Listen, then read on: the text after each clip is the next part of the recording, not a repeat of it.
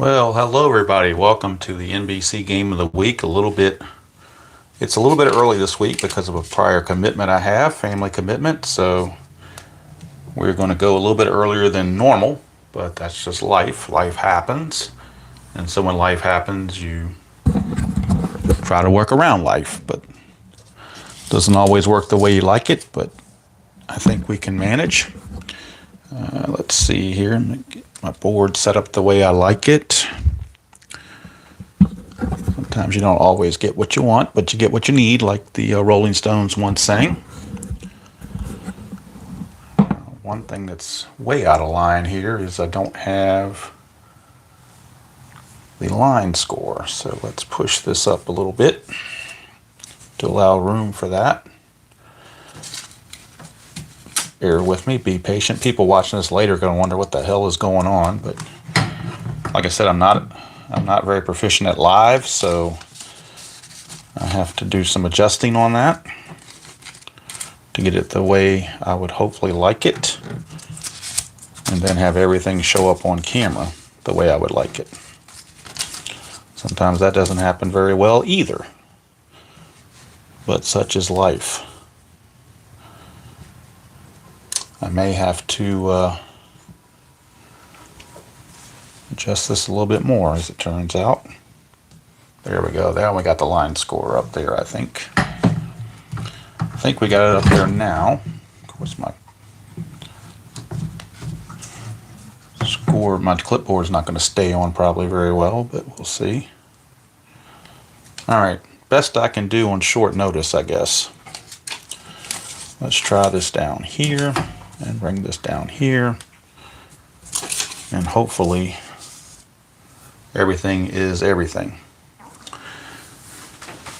All right, we're doing the best we can with what we got to work with. So it is the NBC Game of the Week, and like I said, it is a little bit early because of the prior commitment. Hello, RJL, Tom Bartlett, and Brian B.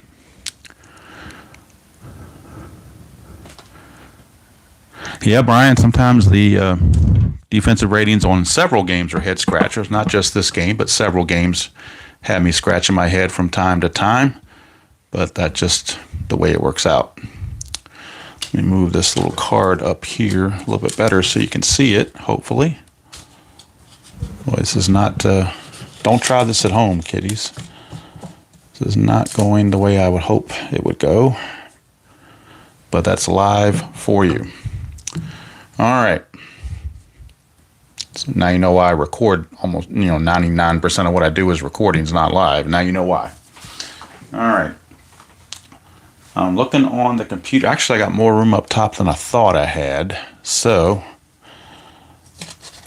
let's move this up here a little bit, and hopefully that will now suffice. And I can hopefully get this over a little bit more. Okay, I guarantee you we will get started with baseball here very shortly. But I do want to do some setup here. Alrighty. I think that's the best I'm going to be able to do. Yeah, I was wondering why Foster was in right field and they had Dreesen in left field. It seemed like a strange thing, but if you're telling me Griffey, because Griffey's not even on the roster, so obviously he was injured or just away from the team or whatever. So that's the story there. Cincinnati won this game in real life 6-1, I believe it was. Starting for the Reds, it is Gary Nolan, the right-hander. And starting for the Atlanta Braves, even though would later get traded to Cleveland, is Rorik Harrison. So ironically enough, Rorik Harrison went from one Native American name to another, from the Braves to the Indians. He does actually have a pitcher hitting card for himself with the Indians, or with on his Indian card, so it's not too bad. Also out of uniform is the catcher for Atlanta, Johnny Oates. He would later go on to Philadelphia, but for now he's with Atlanta. But again, out of uniform, and that's just one of the drawbacks to inside pitch is the cards are not. They don't have a card for every team. They've got them one big card for everybody, which a lot of people like. So, what are you going to do? See if I can get this to be where I can see it better. All right, so I'm looking on my computer. Yeah, Eastwick doesn't get called up until a little bit later, so Eastwick is not available. I believe it gets called up in mid-May sometime. I'm not sure 100%, but I think that's what it is.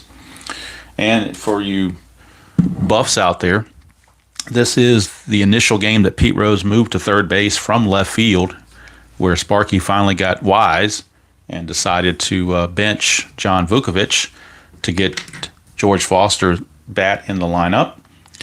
And I looked at the play-by-play from this game, and ironically, the very first at bat by Ralph Garr, he grounded to Pete Rose. So when you put a new defender at a position, the ball will find you. And if you want to put a cherry on top of that, Pete Rose's first at bat, when in the bottom of the first, he actually grounded to third base. So he had something going on with third base there. And in his second bat, he flew to left field, his old position. So he's really, there's some karma there, if you want to look at it that way. Got the Cincinnati red-colored dice since they are the home team. Hopefully this will not be a big blowout. We shall see. But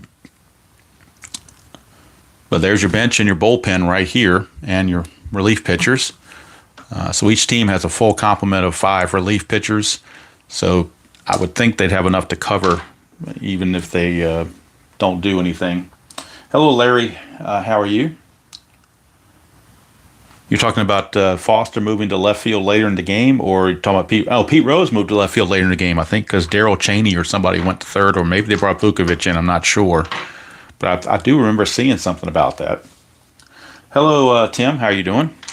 Formerly known as Tribe Fan. And Tim, I didn't think I would ever say this, but I'm kind of actually getting used to the Guardians now. It's very strange. I shouldn't be, but I've been watching a lot of the modern season this season to try to get into it. And for some reason, the Guardians don't bother me as much as they used to. So I don't know if that's progress or what that is. But anyway, just thought I'd mention that. All right, we are ready to go. Leading off for the Atlanta Braves will be Ralph Garr. Remember him from the 77 White Sox. But here in 75, he is with the Braves. And we're ready to go. 6-4 is an automatic out. Gary Nolan on his 6-4 card has a double star line. So it's an automatic out on the first play of the game. And the automatic out will go to third base, ironically. It's at 5, so it's a G5. So Pete Rose, just like in real life, Pete Rose makes the play. It's amazing. That's exactly what happened on the first at-bat of the actual game. You can look it up. It's exactly what happened. So.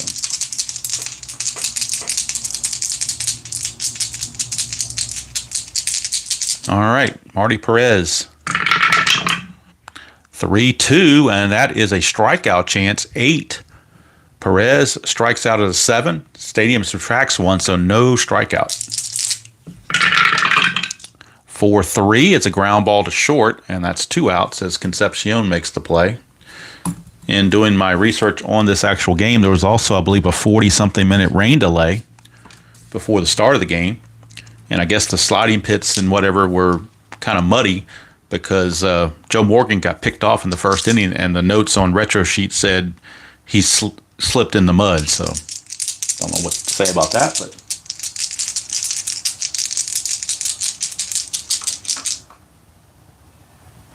All right, here's Darrell Evans. 1-1 is a blank. We go to Gary Nolan's card. I'm sorry, we go to Evans' card, rather. 2-4, and that's a star 6, which is a ground ball to short. So 3 ground ball outs. Very easy, tidy 1-2-3 inning turned in from Gary Nolan. And the Braves go down rather meekly. And now Rorik Harrison, like I said, he is in his Cleveland Indian uniform for this game because he will get traded there later. Now, Pete Rose, like I said in the actual game, grounded to third base in real life. See if he does it again. Harrison, 5-6 is a possible error. Rose, 3-6 is an S1. Now, that's where it's no longer an error. It's a, if I believe this right, if I'm doing it right, RJL, it's an error check, but it's an S1, so that means it turns into a speed check for Pete Rose, where his run rating is a 3. And let's see here. I believe All right, so if it's a 4, 5, or 6, he will be out. If it's a 1, 2, or 3, he will be safe. And he is out. So he is out. Rorik Harrison is able to throw to first to get Rose before he's able to get there. So it's a ground out 1-3 instead of an error. That's one of the version 3 changes in inside pitch. Here's Dave Concepcion. Doesn't usually hit second very often, but he is today. Harrison 6-4, and that is a walk chance. 12 will be too high. So we go to Concepcion, 4-2, and that's a double to right field for Dave Concepcion. He will double. First hit of the game. And that brings up little Joe Morgan, and strategy roll for Harrison. 18, nothing's happening. We're not having Morgan bunt or anything. So Harrison, 3-3 is a blank to a lefty, so that means Morgan will get the swing. 1-5, it's a fly to right field. That's 2 down. Now the question is, can Concepcion make it to third? He is a 4. The right fielder, his arm, Dusty Baker, is a 0. So then, to go from second to third on a fly to right, you do lose 1. So that makes him a 3. So a 1-3, and Concepcion will make it. He does not. He has to hold. So wasn't quite deep enough, or he thought about it and then decided against it. So 2 down, and it's all up now to Johnny Bench. Strategy roll, nothing happening. Harrison to Bench, 6-6. That's a walk chance, but 19 is way too high for that. So we go to Johnny Bench. Mr. No runs, no drips, no error, Krylon man. 3-5, and that's a split chance, but against a righty, that is a fly to right field, and that's going to end the inning. So Rorik Harrison pitches around the double by Concepcion. Reds come away empty-handed, and at the end of 1 complete inning from Riverfront, it's no score between the Reds and the Braves. Actually, I'm going to keep Rorik Harrison back here because he's out of uniform. All right, coming up for Atlanta will be a very young Dusty Baker, right fielder. 5-4, and that's a blank to a right-handed hitter, so we go to Dusty Baker. 1-4, it's a fly to left, handled out there by Dreesen, 1 down. Baker is out of there. Comes a guy that would go to the Reds later in years to come, Mike Lum. Later in the 70s, he would be on the Cincinnati Reds. Nolan, 4-1. He's not tired, so there's no single there. It's just a blank. Mike Lum, 1-3. He's going to single to center field. So first hit of the game belongs to Mr. Lum. Mike Lum singles. He's got an attempt of 1, but nothing's happening. So that'll bring up the first baseman, power hitting Earl Williams, or semi-power hitting, I guess. Infield double play depth. 2-2. That's a straight up home run chance against Gary Nolan. He needs an 11. That's a 17, so he just didn't quite get it. Got the pitch he wanted, but couldn't quite do it. He fouls it off, and he does get to swing.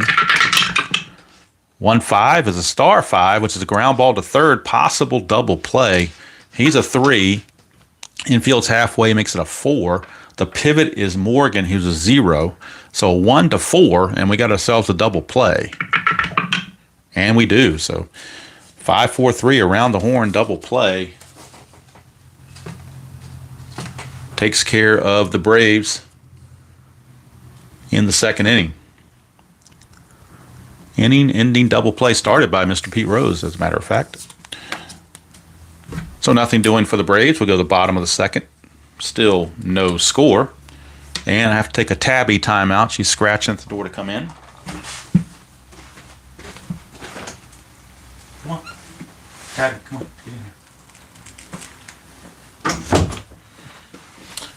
All right, I start asking her to come up here, and she doesn't want to do it. And then when I get going, a couple innings in, then she wants to scratch on the door and come in. So that's a cat for you. I don't know how else to explain it, except that's a cat.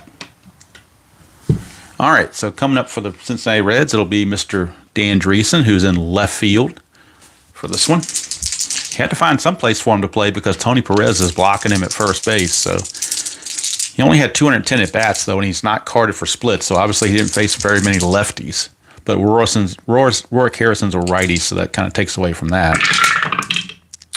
4-2, and that's a walk plus.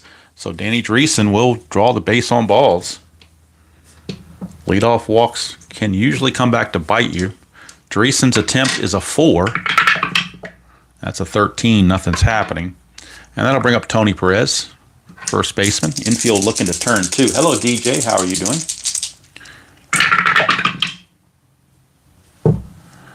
3-3, and that's a strikeout chance. Perez 17 too much. So we go to Perez's card. 4-3, and that's a star 1, which is a ground ball to short. Possible double play again. 3-0. Halfway makes it a 4. The pivot at second is Perez, who's a 0. So 1-4, and we got ourselves a double play. And we do. So one good turn deserves another. And they turn that 6-4-3 double play to erase the leadoff walk. 2 quick outs for Cesar Geronimo.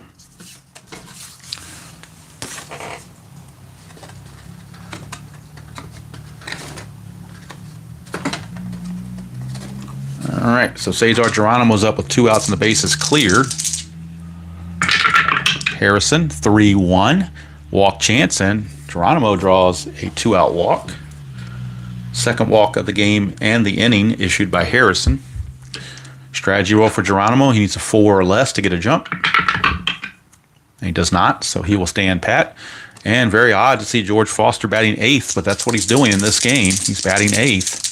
Also very odd to see him as a 5 in center and Geronimo a 4, but you can argue that probably till the cows come home. Harrison, 3-1's a walk chance. 15 is too much. We go to George Foster. Finish the at-bat. 3-1, single to left field for George Foster. And boy, how big was that double play now? Geronimo's a 4, and according to my calculations pregame with this little chart, courtesy of RJL's idea, you go from first to third on single is a -1. So conglomerate -1, but there are 2 outs, so it really nullifies that, makes it a 0. So basically it's a 1-4 to get there. So 1-4, and he will make it. And he does. So Geronimo does take third. Foster with the single, but now it brings up the pitcher, Gary Nolan. So one good thing for Rorik Harrison, he can get out of this by getting the pitcher.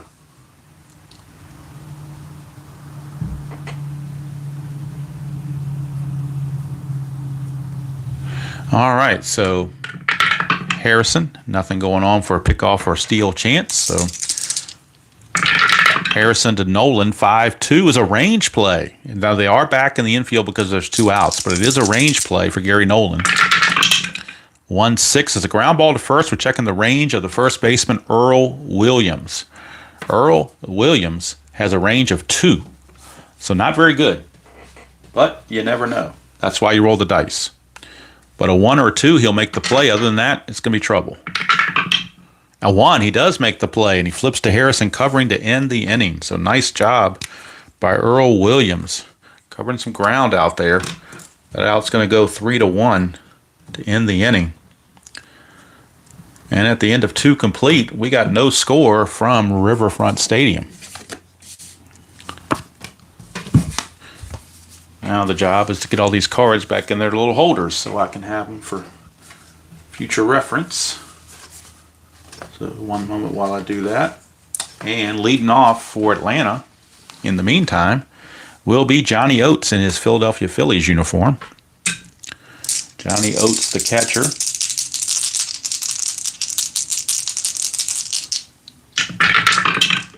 Uh, 4-5, and that is going to be a hit by pitch chance.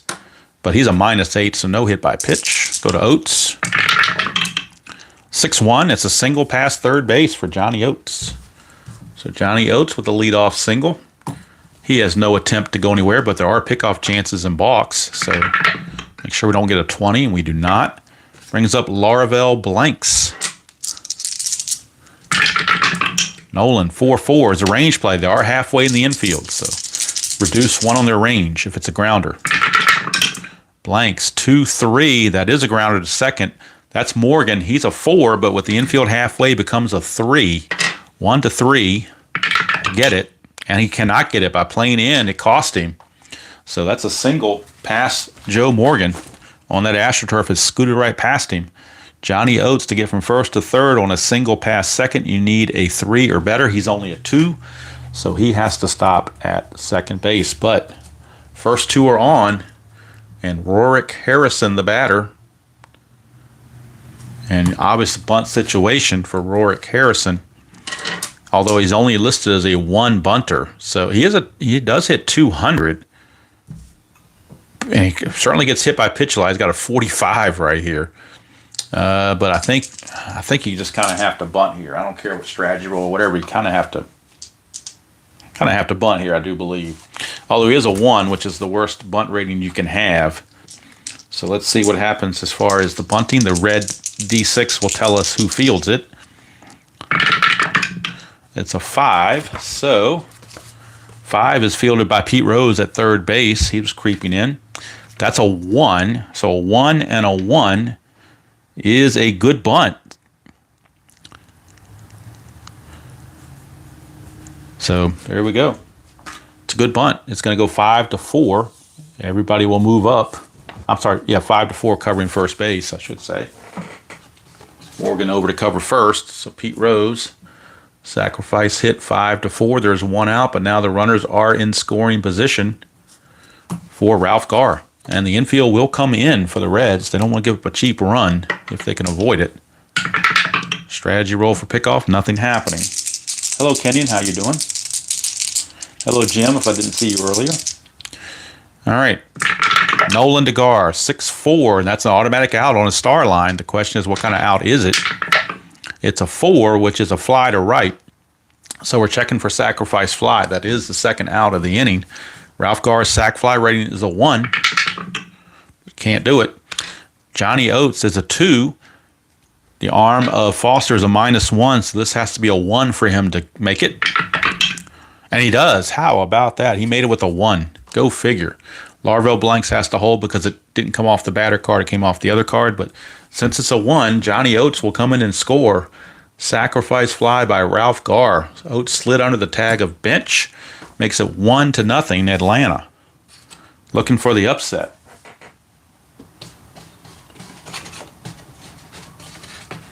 One nothing, and here comes Marty Perez with 2 down now.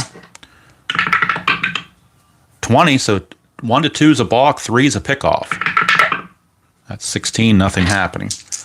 Nolan to Perez. 5-5, possible error on a ground ball. Perez, 2-2 is a liner to third, no ground ball there. Rose just snags it, and the inning's over. But Atlanta Braves take a 1-0 lead. Somebody call the cops. Hear them coming. Actually, that's the fire department because I live right down the street from a fire station, so somebody's getting a call to go somewhere. All right. Coming up for the Reds, it will be the top of the order, Pete Rose, as they find themselves awkwardly down 1-0. Rorik Harrison, 4-6 is a strikeout chance, 16 though, way too high. Go to Rose. 5-5. Starline 5 is a fly to left. And that's handled out there by the left fielder, Ralph Garr. So 1 down. And here's Concepcion. Concepcion doubled his first chance. 1-1, possible error on a ground ball. 5-5, and that is a ground ball to third, so a possible error, but that's a 19. Third baseman is Darrell Evans, and his error rating is only a 12, so he will make the play. No problems there. 2 up and 2 down. And that sends us to Little Joe.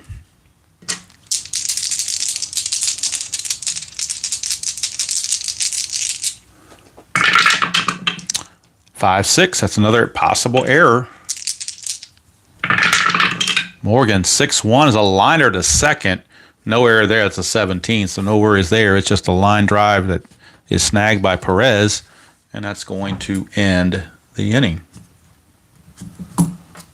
Which is kind of a little humorous thing when I was looking up the play-by-play, and it said that Perez hit a pop fly that Joe Morgan bobbled for an error. I was like, how can Tony Perez hit a pop fly that Joe Morgan would make an error on? Then I realized Atlanta had Marty Perez, so that's who they were talking about. But just my little senior moment there. All right, so Darrell Evans will start the 4th against Gary Nolan. At least this is much closer than last week. 4-3, and that's a possible error on a throw. Go to Evans. 2-5. It's a single to left field. No throw needed because nobody's on base. So simply going to be a single for Darrell Evans. He's aboard, and that brings up Dusty Baker. Strategy roll for Nolan. Nothing happening. Infield halfway for the double play. Nolan. 2-1. Blank. Go to Dusty Baker. 1-3. He's going to pop it up to short. Concepcion right there. 1 away. Baker is retired. And it brings up Mike Lum. 12, nothing happening. Nolan, 5-6, range play. Infield again is halfway. Take 1 away from the infield range. Lum, 1-4 is a ground ball to second. That's Joe Morgan again. He's a 4, but being halfway makes him a 3. It cost him a hit last time. And it will do it again. That's a 6. It's going to get by for a base hit. Didn't matter where he was playing, actually, because of the 6. So that's a single. Darrell Evans with a 3 will make it to third base. So runners are at the corners, and all of a sudden, Gary Nolan's in trouble, and Sparky Anderson's wondering what the heck is going on. Here's Earl Williams. He is a double play candidate. He actually hit into a double play his last time up, so Reds are looking for... Yeah, Larry, I got this off of Amazon. I forget the company that makes it, but it's a really nice. Really enjoy it.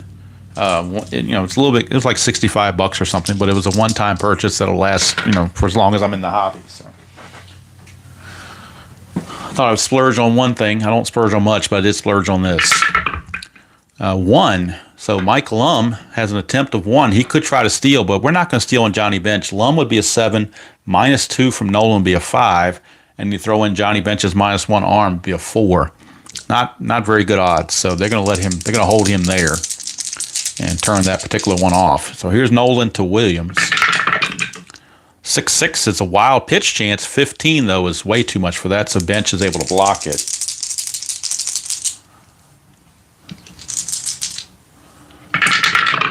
Nolan, 1-4 is a blank. We go to Earl Williams. Trying to avoid the double play if you're Earl Williams. 5-2, though. It's a ground ball to first. This could be a double play, but then again, you don't get the boost from the infield being halfway because it's hit to first. So it's just a 3 here. And the pivot at short is Concepcion. He's a +1, so that helps him with some, brings it back to a 4. So 1-4, and we got a double play. We do not. 6, so runners advance. The only play for Perez was to take it to the bag himself. Darrell Evans will score. 3 unassisted by Perez, but the run does score. Lum does take second base. Braves now lead it 2-0, and people in Cincinnati are wondering what the heck is going on. What in the wild world of sports is going on around here? Here's Johnny Oates. Strategy roll, nothing happening. Nolan to Oates. 4-1, and that is a single if he's tired, but he's not tired yet. So we go to Oates. 5-3, and he's going to double to center field for Johnny Oates. Mike Lum will come around and score. It is 3-0 Atlanta. And the bullpen for Cincinnati starting to see some activity down there. Pedro Bourbon starting to light toss down there and try to figure out what's going on. Captain Hook Sparky is not going to take this very lying down for sure. Here is Larvell Blanks. Nothing on the Havoc as far as the pickoff goes. Nolan, 3-1 against Blanks, a righty. That is a blank. How about that? Against a righty, it's a blank to Blanks. There's got to be some puns in there somewhere. I just don't know where. All right, here's Blanks, 2-1 against a right-hander, though. That's a split chance, which is a ground out, not a single. So that's going to do it for Atlanta, but they will pick up 2 runs and take a 3-0 lead against the Big Red Machine. I'm guessing what this does do is guarantee a close game because Atlanta's not going to blow Cincinnati out. But the fear is that Cincinnati would blow Atlanta out. But now that Atlanta has 3 runs, maybe that won't happen. Rorik Harrison back out. We'll be facing Johnny Bench. It'll be Bench, Dreesen, and Perez due up.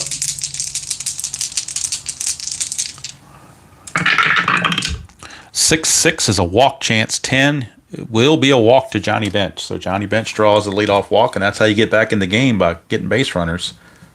Third walk of the game for Harrison. Dreesen is aboard. Bench, 4. Could do a hit and run, but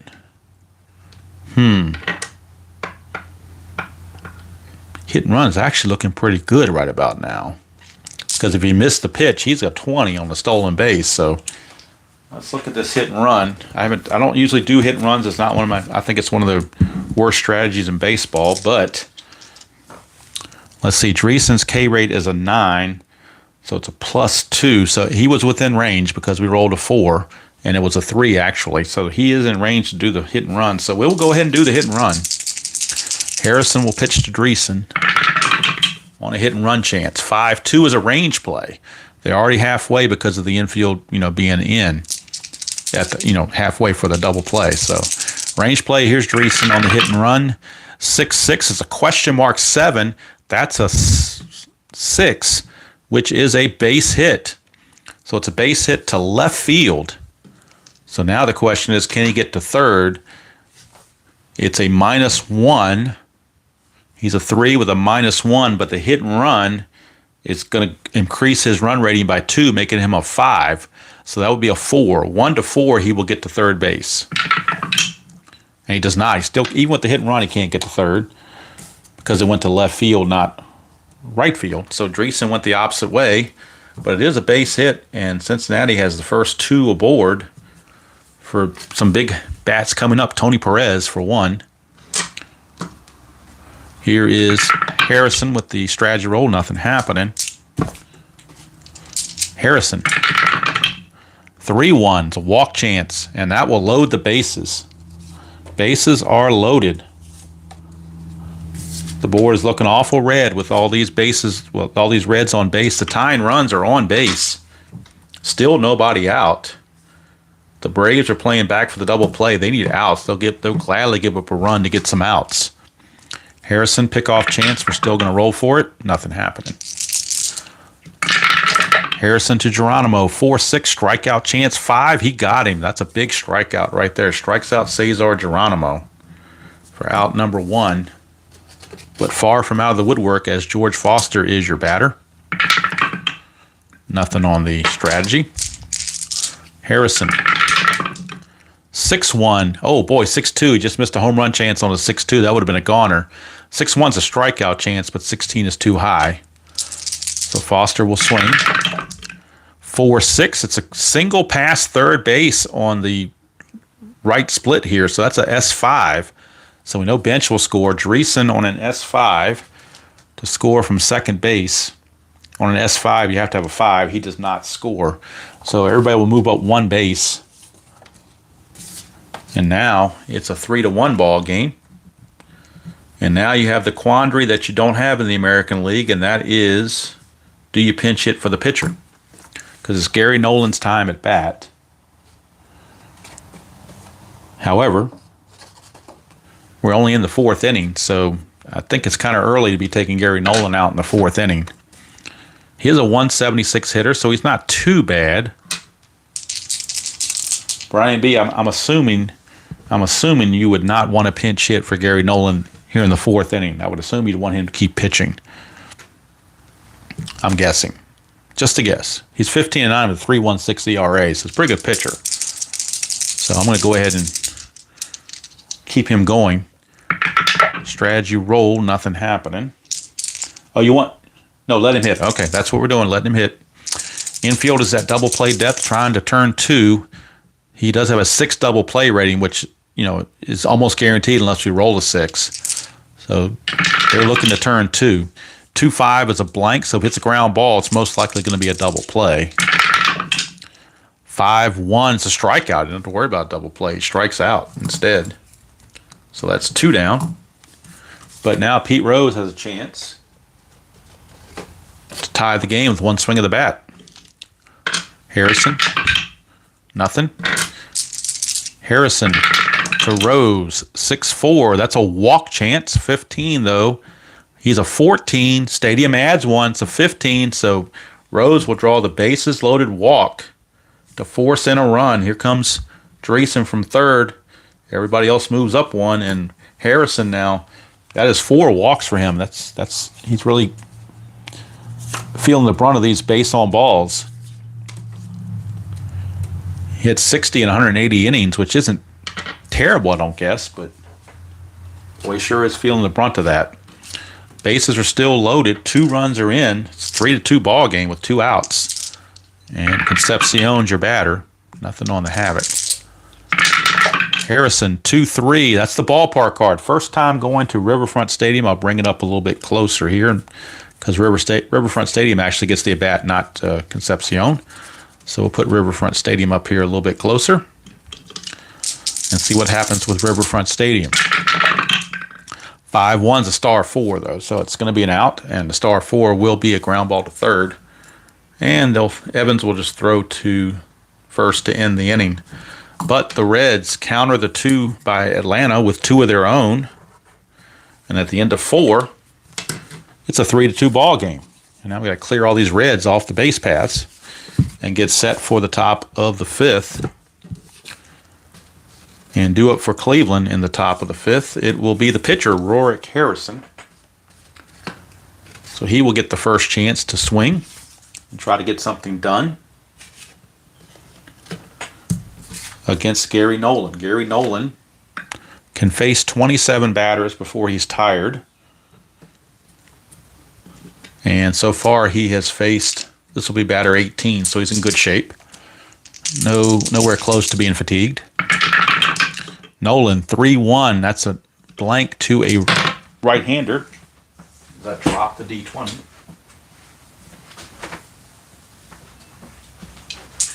Of course, no one playing their games ever drops D20s, do they? All right, 5-1. It's a ground ball back to Nolan for out number 1. So Harrison is retired on the 1-3 ground out. Flips the order over to Ralph Garr. He's 0 for 1. He does have a sacrifice fly.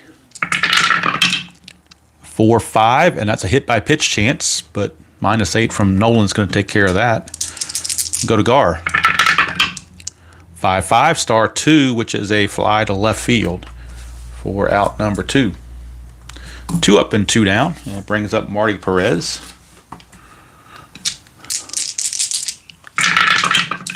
2-2, and that is a home run straight up. Straight up home run on the 2-2. That's a 12. Perez needed a 3, so no home run there.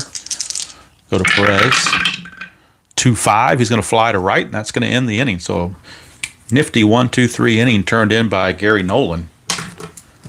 And now the Braves are maybe thinking that this could be the turning point where they had a 3-0 lead and it could be slipping away from them before they realize it. But they still lead at 3-2, so they have to hold on to that hope, is that they can keep that lead. Due up for the Reds, it'll be Joe Morgan. Morgan is 0 for 2, so you could say he's due. 3-5, and that's a ball 1 on a wild pitch. 2-3, that's the ballpark card, so I'm going back to Riverfront Stadium. And there are several home run chances there. 5-6, but we found a blank, so we got a rare play. It's been a while since I've had a rare play. Been a while since we had a rare play. This base is empty. So we'll go into the rare play bases empty chart and see what happens. 16. Rare play bases empty, a 16. Center fielder dives after a sinking liner. Resolve as an S8 range play and check for injury. All right, so center fielder in this case is Mike Lum. His range for Mike Lum, his range is a 4. So he cannot make it, and it's a single or a double. It is a single for Joe Morgan. Now we're checking injury on Mike Lum. His injury rating is a 3. So for a 3 on an injury rating, the lowest injury he can have is for the game, so he's got to come out regardless because there is no provision for him just to stay in the game. So he will have to come out, Mike Lum, and we will need a new center fielder for Atlanta.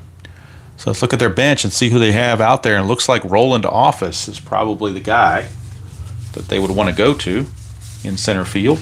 I'm just guessing. His range is not very good, though. It's only a 2, where Lum was a 4. But Office is a slightly better hitter. So Roland Office will take over. See if I can get this thing to work this time. Let's fix this up for you.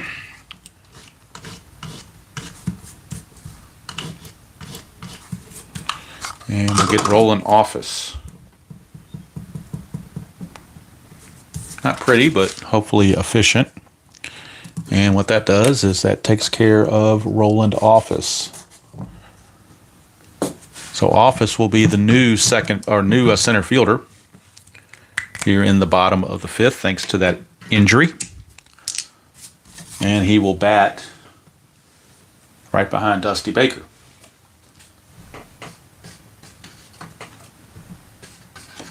And now that Lum has been attended to, that sets it up for Johnny Bench. Now that Morgan's on first, he's looking maybe to run. 14, he can't get a jump. So Johnny Bench will be batting against Harrison. 6-6 is a walk chance. That's an 11. So he will walk him, and all of a sudden Harrison's starting to maybe implode a little bit, and the the Atlanta bullpen may start to stir down there, because now there's 2 on with nobody out for Dan Dreesen. Atlanta bullpen has, let's see who's coming up. They got some lefties. They're going to have Tom House, the lefty, loosening in the pen. Strategy roll 10, nothing happening. Harrison 4-3, that's a blank. We go to Dreesen. Infield is halfway. 4-6 is a ground ball to third, possible double play, but then also we have to figure out what kind of ground ball it is when you got runners on first and second. Then if it's hit to third, then we have to figure out what it is. 1-2 is towards the line. That's what it shows here on the chart. 1-2 towards the line. 3-4 is right at the third baseman. 5-6 is in the hole. So this is a 4, which means it's hit right to the third baseman. Choice of force only at third, or try for second to first double play. So they could take the shore out at third, or they could try for the double play. Dreesen is a 3. The pivot at second, Perez is a 0. It could be a 1-4 for a double play, so I think you got to try that. The odds are with you. So he's trying for the around the horn double play, and he does get it. So Morgan will take third, but everybody else is erased on the 5-4-3 double play. Nicely done there by Darrell Evans. And Morgan is at third, but now there are 2 outs. And it's all up to Tony Perez to tie the game. Strategy roll, nothing happening. Harrison, 6-2. Straight up home run chance off of Harrison's card. Tony Perez is a 20, so it doesn't matter what the D20 is. Kaboom! That ball is long, and that ball is gone.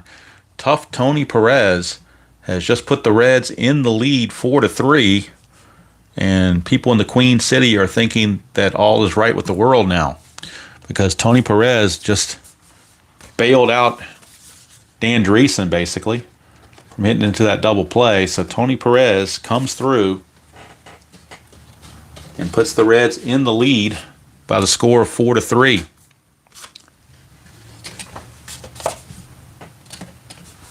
Maybe the Atlanta bullpen just didn't come out fast enough. So let's see what they're going to do here. Harrison he didn't bat for a while, so they're going to pull Harrison. He's going to be gone. It won't be Tom House like I thought. It will actually be the other left-hander they have on the roster, Jamie Easterly, because he's got more length. So Easterly will actually come on to pitch. Jamie Easterly. He is the other left-hander out of the Atlanta bullpen. Tom House is more of the closer, so I'm not going to use him this early. So Easterly is on to face Geronimo in a lefty-lefty matchup. Geronimo much better against righties, so usually trying to see what he can do here. Although 6-3 is a walk plus to lefties, so he didn't exactly do his job. He walks Geronimo. And the issue of walks come up again for Atlanta. And that brings up George Foster. Geronimo needs a 2 or less. He doesn't get it, so nothing going on. Easterly, 5-5, possible error on a ground ball. Go to Foster. 2-1, ground ball to third. That's a 19, though, so there's no error. And since there's already 2 outs, Evans will just throw to first to end the inning. But Cincinnati, thanks to the 2-run homer from Tony Perez, the Reds have taken a 4-3 lead as they go to the 6th inning here at Riverfront. And now it's up to Atlanta to play catch-up. Their first time being behind in the game. Coming up is Darrell Evans. They got the heart of the order, Evans, Baker, and the new center fielder, Roland Office. Those are the 3 that are in line. Hello, Doug. How are you doing? Nolan to Evans. 3-5 is a blank. We go to Darrell Evans. 5-5, star 2. That's a fly to left. 1 away. Evans is retired. Brings up Dusty Baker. Baker's 0 for 2. Nolan, 3-2. Strikeout chance, 17. Way too much. 1-6 on Baker is another star 2. Another fly to left. And that's quickly two outs now for Roland Office. Roland Office. His first chance. 4-3. Possible error on a throw. 3-5. And that is a ground ball to second. But it's possible error on a throw. That's a 6. Morgan's only a 4, though. So Morgan being only a 4 will make that play. The throw will not go awry. And that will be an easy 1-2-3 inning for Gary Nolan. He seems to have settled down, especially since being given the lead. And now we go to the bottom of the 6th. Score still 4-3. Favor of the Reds. Jamie Easterly back out. And leading off for the Reds will be Gary Nolan. Let's see. Gary Nolan can face 27 batters. He's faced right now 23. So he can face 4 more. So I say leave him in there and let him hit. I'm assuming Brian B. would agree with that. Easterly. 5-1. Double question mark. That's a pitcher result against a right-hander. 1-14 is an out. That's a 3, so it will be an out. And the out will be a ground ball to second. 1 down. But Nolan's pitching too well right now to take him out. So if they're behind, certainly would have taken him out, but not when they're ahead. All right, 1 away. And here's Pete Rose. 0 for 2 with a walk. Turnaround bat right-handed for the first time. 2-1's a range play. 3-4, and that is a ground ball to second. So Marty Perez, his range is a 3. And he makes the play easily on Rose.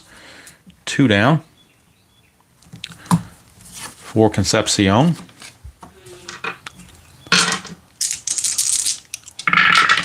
Easterly, 2-1, another range play. 5-6 is a fly to center, so the new center fielder, Roland Office, going to be challenged right away. His range is a 2. Can't get it. It's a single or a double. It is a single, so Roland Office. Michael Lum would have gotten that, but he got hurt, so failed range play. It's going to drop in for a base hit for Concepcion. 2-out single. See if he can get a jump. He can. It's a 3. So Concepcion's looking to run. Joe Morgan on at the bat. Doesn't like people to run in front of him, but Concepcion's going to do it anyway. He's a 17. Plus 2 from Easterly is a 19. Oates is a -1's an 18. 1 to 18, he'll make it. It's a 1. It's possible throwing error on Johnny Oates. The steal is successful. Johnny Oates' air rating is an 11. And it's another one, so he uncorks it into center field. And Concepcion trying to manufacture something all on his own, a stolen base and then an E2. And all of a sudden, Concepcion's at third with 2 down. So now Easterly facing Morgan, lefty on lefty. Check for a balk possible. No balk. So Easterly now will face Morgan, lefty on lefty. 2-3, and that's a possible hit by pitch. He's a 3, plus 3 is a 6. That's a 5, so he plunks Joe Morgan. Morgan not happy about it, but he got plunked. And now Johnny Bench is up. The question is, do they go to a right-hander out of the pen or they stay with Easterly? Boy, tough call there. Bench a little bit better against lefties for the doubles, but his home run chances on the question mark 9 and question mark 7 are better against righties. Easterly has only faced 6 batters. He can face 10. And he is set to bat 4th next inning, so I think they're going to let him pitch to Bench. First the strategy roll, nothing happening. Easterly to Bench. 4-3, that's a possible error on a throw. Go to Bench.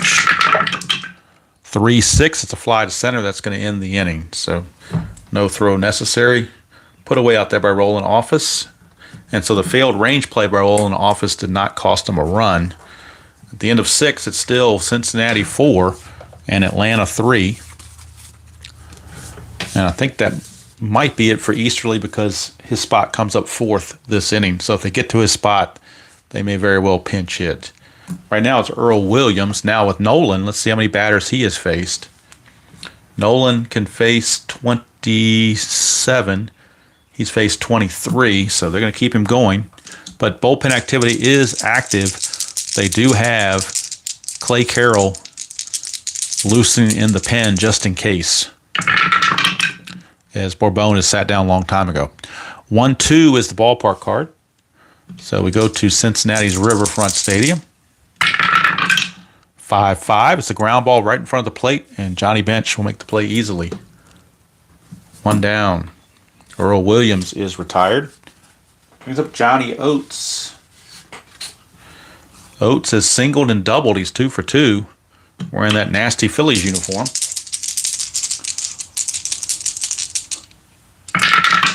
Nolan, 3-1. And against Oates, that's an automatic out versus the lefty. It's a star line, and it's a fly to left. So put away out there by Dreesen, 2 down. That'll bring up Larvell Blanks. 2 outs, bases empty. 1-5 is a blank, so we got a blank to Blanks. 6-6 fly to right to end the inning. I think there was a cheesy movie called Blank Man back in the 80s or 90s, I'm not sure. Fly to right there, and that's going to take it to the 7th inning stretch. So if you want to sing your Take Me Out to the Ball Games, feel free. I got to make a decision about Jamie Easterly. He is set to lead off next inning. Of course, you could do the old double switch that Brian B. and I like so much.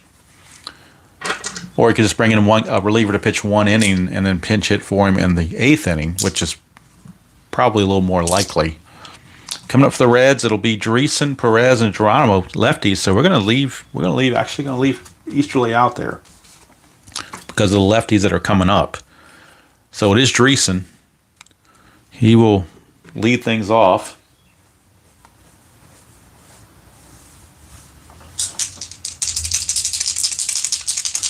Easterly against Dreesen. 6-1, that's a wild pitch, ball 1.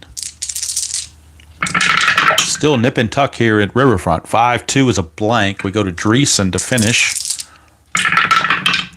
3-3 for Dreesen. He grounds to second. That's 1 out. Dreesen retired. 1 away, and that brings up Tony Perez. 6-6 is a range play. We go to Tony Perez. 5-3 is a question mark 7. First you do the number, then you do the range. Question mark 7 against the lefty goes to 13. That's a 6. That's a double to left field. Double to left field, but we're checking the range of the left fielder. In this case, that is Ralph Garr. Garr's range is a 3. Can take this hit away with a range check. And he does. So takes the double away from Tony Perez, who's quite frankly not happy about it, but that's just the way it worked out. Nice play out there in left field by Ralph Garr. Ralphie boy makes the play. 2 down for Jamie Easterly to face Geronimo, lefty on lefty. And let's see here. This is his 10th batter. So he'll be tired after this. After Geronimo's at bat, he will be tired. 6-3 is a walk plus, and he's going to walk Geronimo. He did that when he came into the game. He walked Geronimo. So there you go. He is now tired. The question is, what do you do? George Foster's coming up. Let's see. Do they go with a new pitcher? I think you almost have to. You don't want to have a lefty facing George Foster that's tired. So they're going to go to, and I have to do it. We have to do the double switch. I can't have a game without a double switch in the National League. So we have to do the double switch. Last out. Actually, we're going to do the double switch probably off the catcher position. I'm thinking Vic Carell could come in. Let's actually no. Dave May is a pretty good outfielder. No. Shortstop. If you want to do the shortstop, that would be. Shortstop would be Craig Robinson, who's a pretty good shortstop, but can't hit worth a lick. Vic Carell is not very good either. Boy, the choices are not very good because Atlanta's just so bad. Wow. Not a whole lot of options here. I think we're going to use Dave May. And I think we're going to take Roland Office out. So Roland Office has a small cup of coffee in this game, but he will be coming out on a double switch. And coming in to bat 9th will be Dave May in center field. And the pitcher spot will now belong to Max Leone. So Max Leone will bat in the number 6 position, formerly held by the center fielder. He will hit 6th, and batting 9th will be this guy, Dave May, in center field. So that's what we shall do. So Max Leone will get the call to face Foster. So Roland Office is out of the game. He didn't stay in there long. And Dave May takes over batting 9th. All right. Block Dragon, is that for the double switch? I'm not sure. Hey, Texags, how are you doing? Good to see you here. Yes, RJL loves the double switches, doesn't he? Thank you, Tim. I thought that was a movie. I couldn't remember who the actor was, but Damian Wayans. Okay. He was in one of the movies I liked that's rather silly, but I thought was pretty funny and entertaining was Major Payne. All right, so Foster. Well, first, a strategy roll for Geronimo, see if he can get a jump. Can't forget about that. He does not. So here's Foster. Leone to Foster, 4-6 strikeout chance, and he got him. So Max Leone comes in and does the job. And he will stick around and pitch a little bit longer as well. But he gets the job done. And after 7 complete, it is Cincinnati holding on to that 4-3 lead. Now, Gary Nolan is set to lead off next inning, but we're going to do a double switch with the Reds as well. So I can get another block dragon from RJL. And we're going to do what they did in real life. We're going to move Pete Rose to left field. So Pete Rose will move to left field from third base. So let's get all this straight on my little chart here. Pardon me while I do some administrative duties. Dan Dreesen will come out of the game. The pitcher will bat in Dreesen's spot of number 6. And that pitcher is going to be Clay Carroll. So Clay Carroll Actually, no, it won't be Carroll. It'll be McEnany because they got lefties coming up. So it's going to be McEnany. Will McEnany will be coming in for the Reds to pitch. Pete Rose will move to left field. And the new third baseman will be Mr. Vukovich. All right, so we got all that going on. And we know that Vukovich is gone.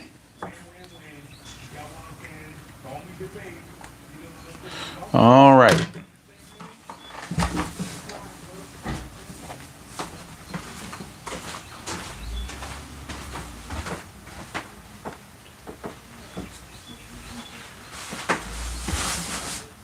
Okay. Double switch is complete. I'm sure everybody's enamored by the double switch. And then McEnany, of course, is your new pitcher, so we take him out of there. So Will McEnany will come on. Gary Nolan can certainly qualify for the win.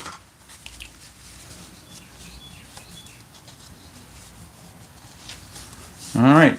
Well, I appreciate that, Brandon. So Will McEnany was the closer. He had to go a little bit to get 2 innings, but I guess he could do it. He could do it. You never know.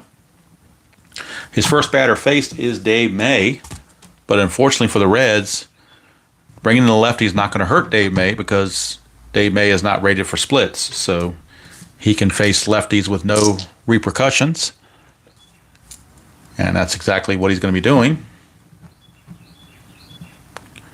as he leads off against McEnany. 4-3 Reds, top of the 8th. McEnany to May, 5-6. But against the lefty, it's a strikeout plus. He's only a 9. The plus is a 19. The stadium takes away ones an 18, so that 20 is going to fail. So no strikeout. Hi, Jim D. How are you doing? May will hit instead. 3-1. He's going to ground to third to the new third baseman, Vukovich. And doesn't it always work out that way? When you bring in a new defensive player, the ball finds you. And it just did. But Vukovich up to the task. Makes the play, 1 away, and we're back to the top of the order and Ralph Garr. McEnany to Garr, 1-2 is a strikeout chance, 18 is too much. 1-1 to Garr is a fly to left, that's 2 down. Put away by the new left fielder, Pete Rose. So how about that? The first 2 defensive plays are made by guys that went to different positions. Vukovich took over at third. He gets the ball hit to him. Rose moves from third to left. He gets the ball hit to him. That's just the karma of baseball. So 2 down. And here is Marty Perez. McEnany, 4-1. Strikeout chance, 8. Not going to be too high. So Perez will actually get the swing here. 2-3, and he's going to single past third base. So he singles past Vukovich to keep the inning going. Tying run is on base, and the batter is Darrell Evans, another lefty-on-lefty matchup. Only check for balk because he can't get a jump. 1 minus the 1, he can't get the jump, but we will check and see if McEnany balks. He does not. So McEnany to Evans, lefty-on-lefty. Evans is 1 for 3 with a single and a run scored, but that was off Nolan. 5-5 is a walk chance, 14. He will walk him, so keeps the inning going as Evans draws the base on balls, and here comes Dusty Baker. Now, you got to let McEnany pitch to Baker, I'm assuming. So, strategy roll again. No pickoff chances or no balk chances, I should say. McEnany, 6-1's a blank. We go to Dusty Baker. 5-5, he's going to fly to center, and that's going to end the inning. So McEnany does his job. Keeps the Atlanta Braves off the scoreboard. We go to the bottom of the 8th. But that might be all for McEnany because he's already going to be tired. He's faced 5 batters, so I think they're going to have to probably look to Clay Carroll to finish the game, most likely. So that's it for McEnany. He's done. Max Leone is not done, though. He only faced 1 batter, so he's definitely good to go. And he will get to face the very light-hitting third baseman Vukovic, who came in on the double switch. So you can't ask for a much easier at bat if you are Mr. Leone than to get to face this guy, Vukovic, who only hit .211, but he is a 5 rated defender, so that's why you made the move to bring him in for defensive purposes. So Leone to Vukovic, 2-1, and that's a strikeout plus, so he's going to get him. Vukovic retired via the strikeout. 1 away, and Pete Rose, who's now in left field, is up to the plate. Rose 0 for 3 with a walk. Will now turn back around to bat left-handed. 1-4 is a strikeout chance, but 20 is too much. We go to Pete Rose. 5-6 is a fly to left. That's 2 down. 2 down for Concepcion.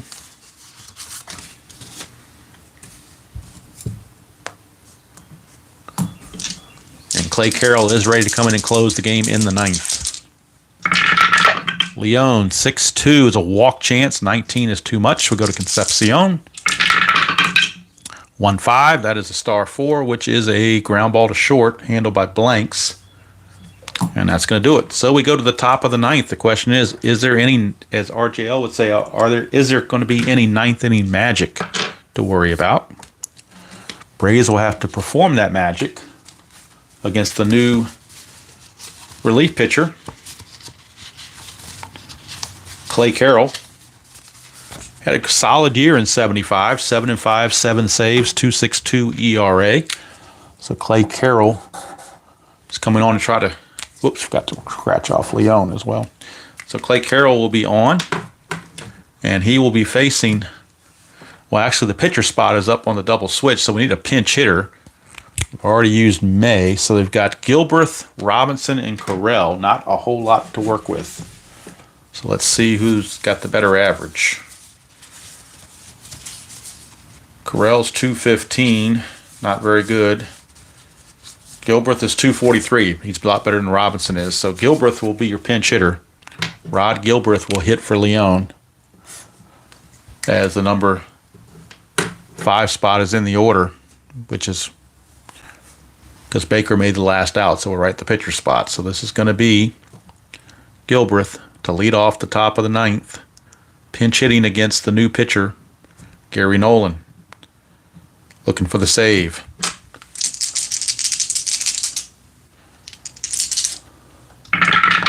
Carroll, 3-3, strikeout chance, 19 is too high.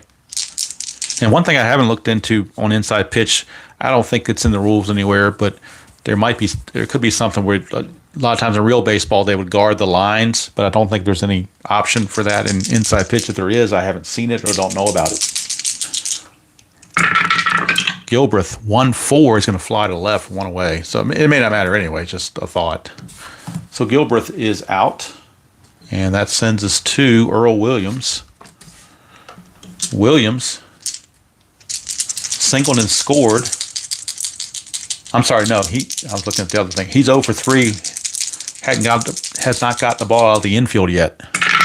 He's had a rough day. 6-6, and he might have a rougher day. That's a strikeout chance, and a 5 will get him. So Earl Williams probably wished he hadn't got out of bed because that's 2 quick outs. Now Johnny Oates is your batter. He is 2 for 3. Last chance for the Braves. Carroll, 3-1 blank. We go to Oates. Last chance to keep the game going. 4-3. It's a question mark 9. It needs a 12 or less. That's an 11. So it's a double for Johnny Oates. Johnny Oates with a double. Now he only runs as a 2, so you'd think they would want a pinch run. They do have 2 guys on the bench. They have Robinson and Carell. Robinson runs at a 4. Craig Robinson does run at a 4. He's with a Giant uniform because he gets traded to the Braves later. Or to the Giants later, I should say. But they're going to bring Robinson in to pinch run for Johnny Oates. And if the game goes extra innings, they will use Vic Carell as their catcher. But that's going to use all their bench players. So Carell, if it goes to a bottom of the 9th, Carell will catch, and that will take all their bench players, and everybody will be used. But Robinson is your new pinch runner. He runs at a 4, and it may come down to that. You never can tell with even with 2 outs. He's almost guaranteed to score now with 2 outs. but it's going to take a hit from Laravel Blanks. That's the big thing. And let's see, no pickoff chances, no steal chances, so we're just going to roll straight up. Carroll, 5-2, possible error on the throw. Here's Blanks. 5-5, ground ball to second. It's going to go to Morgan, but his error rating's only a 4. That's a 15, so Morgan will pump and throw to first, and the ball game is over. And the Cincinnati Reds come back after being down 3-0 to win the game 4-3. Very nice, tight, close-knit ball game. Much better than I expected. I was expecting a blowout, to be quite honest with you, but it actually turned out pretty well as the Reds and Clay Carroll gets the save. Nolan the win, Carroll the save, give McEnany a hold. The loss goes to Rorick Harrison. He gave up the 2-run homer to Perez, and that was enough to get it done. So, final score, as we bring in the line score here. Final score, Cincinnati 4, Atlanta 3. There was a throwing error on Johnny Oates, so Atlanta made 1 error. Cincinnati did not make any errors. Now I need to total up the hits. The hits for Atlanta, let's see, 1, 2, 3, 4, 5, 6, 7. I got them for 8 hits unofficially. So unofficially for Atlanta, 3, 8, and 1. Cincinnati 1, 2, 3, 4, 5, 6, 7. Got them for 7 hits unofficially. These are unofficial numbers, but just off the cuff. So the final score here from Riverfront Stadium in Cincinnati, it is the Cincinnati Reds defeating the Atlanta Braves by the score of 4-3. 4 runs, 7 hits, no errors for Cincinnati. 3 runs, 8 hits, 1 error for Atlanta. Winning pitcher was Gary Nolan. Losing pitcher was Rorick Harrison. And the save goes to Clay Carroll. So, hope you enjoyed that presentation of Inside Pitch. Had a couple National League games in a row, but next week we're back to the American League. It'll be the Twins and the Brewers next week, next Saturday, and hopefully next Saturday we'll be back to the normal 1 o'clock to 2 o'clock time frame. Let's see. Hello, JT. How are you? Didn't see you there. It will be from Minnesota. No, I'm sorry. That's 2 weeks away. I'll get ahead of myself. Let me check my schedule. That's 2 weeks away. So I don't want to be incorrect here. So let me go back to my schedule. I know 2 weeks from now it's going to be that game. Next week, let's check the schedule for next week. See what we got here. Actually, next week we stay in the National League. It's going to be from Stade Olympique, or however it's pronounced, that RJL calls it, Stade Olympique, or whatever they call it. Stade Olympique, I think is how it's pronounced. The Houston Astros take on the Montreal Expos. That will be the game next week as we stay in the National League for the 3rd consecutive week. But then the week after that, we'll be back to the American League. So next week, National League rules. Could see some more double switches and lots of pinch hitting and whatever. Really fun stuff to manage. So that's what we're looking at there as a possibility. Well, that's not a possibility. That is the game of the week next week from north of the border in Montreal. And let me look it up real quick and see who the starting pitchers are for that game. That was played, I believe it was May 10th was the date of that game. Of course, Montreal was a last place team back then.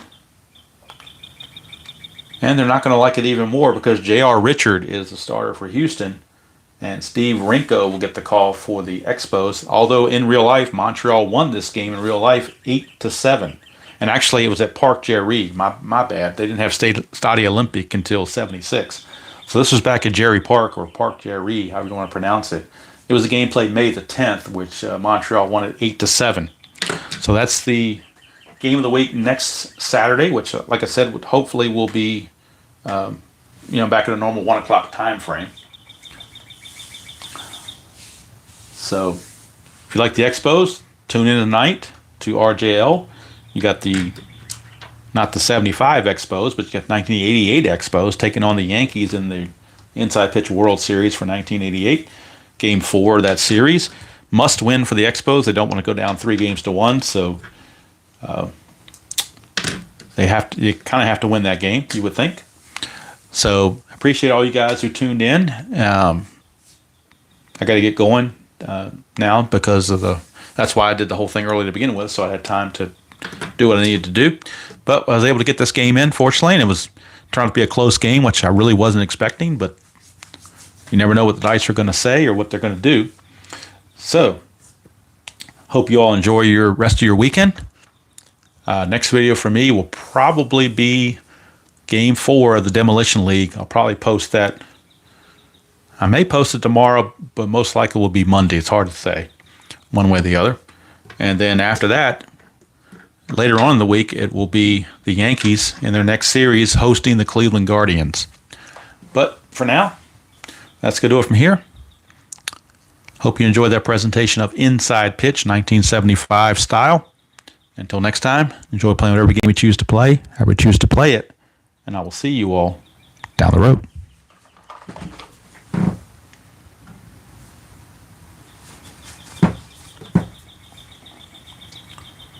Oh, thank you, Kenyon. I really enjoyed, before I sign off, I really did enjoy that. He reached out to me, and I was glad to do it.